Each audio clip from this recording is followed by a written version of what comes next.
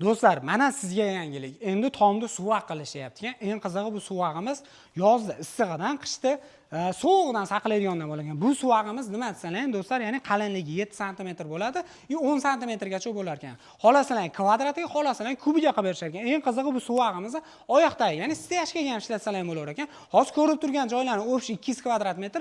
Bir kunda akalarni chiroyli qilib yopib beramiz deyapti ekan. Mashin quyilganiga bir kun bo'lgan, tevasida bemalol yursalar ham bo'laverar ekan.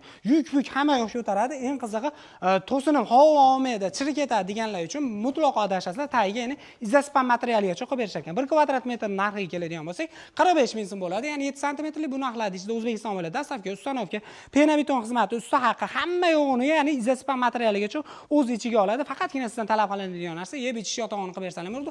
O'zbekiston kartasiga kirsalar ham bo'ldi. Shu narxlarda qilib berishar ekan. Esengiga albatta kelishgan holatda, endi mana bunday holatda yupqa tunikalarni ham yopsalar ham bo'laveradi. Endi yozda issig'ida issiqqina o'tirmaysiz, qish sovuqda sovuqqina o'tirmaysiz. Maza qilib telba teskari gaplar gapirdim. Past endi bilan aloqa chiqarasiz.